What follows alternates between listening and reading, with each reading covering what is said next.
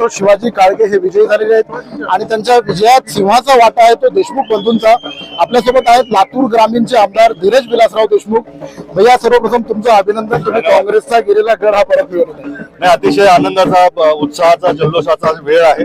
10 वर्षानंतर काँग्रेसने परत ही जागा जिंकलेली आहे। याचं श्रेय खऱ्या अर्थानं आमचे नेते राहुलजी गांधी, नाना पटोले, मल्लिकार्जुन खरगे जे असतील, आमचे आघाडीचे नेते उद्धवजी साहेब असतील, शरदचंद्रजी पवार असतील, जिल्ह्यातले आमचे राज्याचे नेते दिलीपराव देशमुख साहेब असतील, अमित भैया असतील, इंडिया आघाडीतले सर्वच नेते मंडळी। आणि खऱ्या अर्थाने हा विजय लोकांचा आहे, कारण की लोकशाहीची निवडणूक आम्ही म्हणून ही इंडिया आघाडी लढली।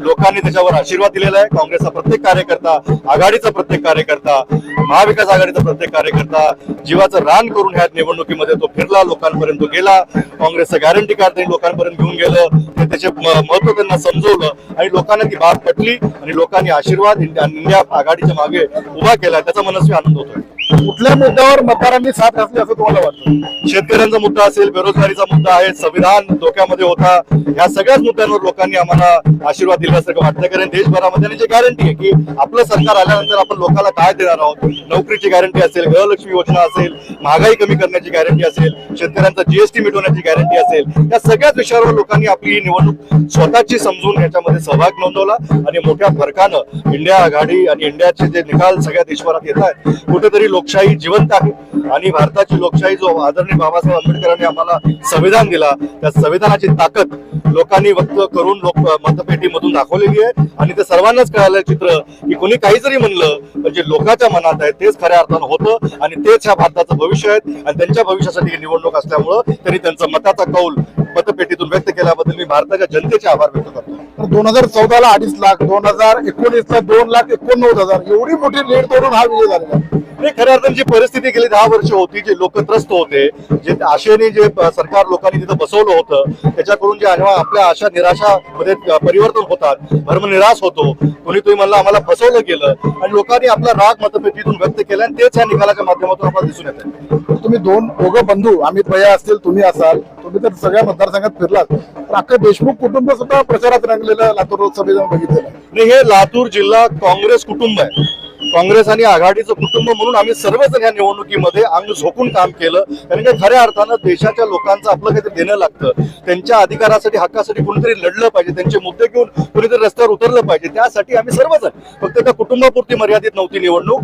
लातूरचं सगळंच कुटुंब हे काँग्रेसच्या विचारानं अनेक वर्षापासून राहिलेलं आहे आणि त्याच्यामध्ये सर्व जनतेने सहभाग घेतला आणि आघाडीच्या आमच्या सर्व सहकारी मित्र पक्षांनी त्याच्यामध्ये सहभाग घेतल्यामुळे हा विजय आम्ही खेचून आणू शकतो। महाविकास आघाडीने मराठवाडा असेल, विदर्भ असेल किंवा सगळं महाराष्ट्र असेल, खूप मोठी मुसंडी मारलेली अपेक्षित होती। ज्या पद्धतीने लोक व्यक्त होत होते, ज्या पद्धतीने लोकांना त्रास होत होता, अनेक मुद्दे महाराष्ट्रामध्ये आहे। गेली ज्या पद्धतीनं महाराष्ट्रामधलं राजकारण झालेलं आहे, फोडाफोडीचं राजकारण असेल, कोण कुठल्या पक्षात आहे, सकाळी बघितलं संध्याकाळ पण कळत नव्हतं कोण कुठे आहे, तर ह्या सगळ्या ह्याला कंटाळून लोकांनी कुठेतरी निर्णायक कौल दिलाय आणि काँग्रेस आणि महाविकास आघाडीच्या माध्यमातून जे लोकांच्या मुद्द्यावर आहेत, लोकांसाठी राजकारण करतायत, त्यांच्या मागे ही ताकद आज लोकांनी उभी केली आहे, ते आपल्याला दिसून येत आहे। 2014ला 19ला असं होतं की मोदींची जिथे सभा झाली तिथे विजय उभेला व्हायचा, यावेळेस हे चित्र सगळंच बदललेलं आहे राज्यात आणि देशात।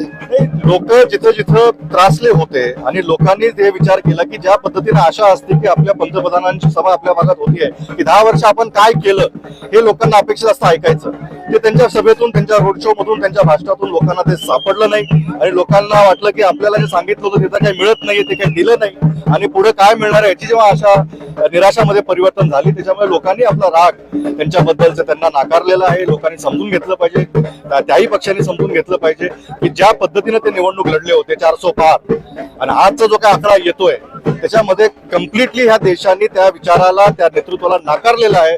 हा खऱ्या अर्थाने इंडिया आघाडी लोकशाहीचा विजय आहे। राम मंदिराचा मुद्दा फार इफेक्टिव्ह ठरेल असं ज्यावेळेस राम मंदिराचा सोहळा झाला त्यावेळेस बोललं जात होतं, कुठले मुद्दे त्यांचे फिके पडले असं वाटतं? त्यांचा प्रत्येक मुद्दा फिका पडला। कोणत्याही मुद्द्यावर लोकांनी जी अपेक्षा होती की त्यांना अच्छे दिन येणार होते, 15 लाख रुपये खात्यावर येणार होते, गॅसचे दर 400चे 1200 होणार नव्हते, पेट्रोल 40ला मिळणार होतं, नोकऱ्या 2 कोटी नोकऱ्या प्रत्येक वर्षी मिळणार होत्या, जेव्हा तुम्ही हे काही देऊ शकला नाही तर त्याच्याबद्दल काही भाष्य आपण केलं नाही, त्यामुळे लोकांना कळालं की आपल्याला फसवण्यापलीकडे काही दुसरं करणार नाहीत आणि त्यांना परत एकदा संधी आपण दिली, परत एकदा देशाचा कारभार त्यांच्या हातामध्ये दिला तर पुन्हा ह्या देशामध्ये निवडणूकच होणार नाहीत अशी परिस्थिती निर्माण होण्याच्या पहिलेच लोकांनी त्यांना रोखलेलं आहे आणि त्यांनाही कळवलेलं आहे आता तरी थांबा।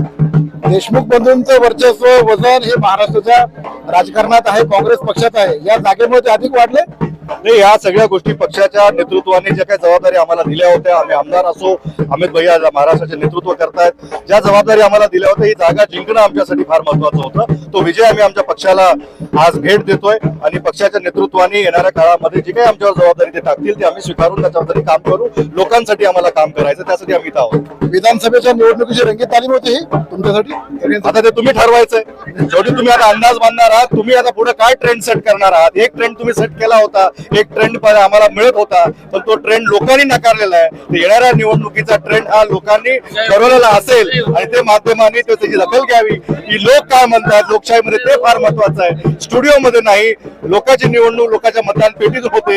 हे निर्णायक चित्र लोकांनी दाखवून दिलेलं आहे. धन्यवाद. सुरेश देशमुख यांनी सांगितले 2023 विधानसभा या मोठ्या रंजक अवस्थेत पार पडतील असं मत सुद्धा त्यांनी यावेळी व्यक्त केलं आहे. शशिकांत पाटील, टाइम्स नाव मराठी, लातूर.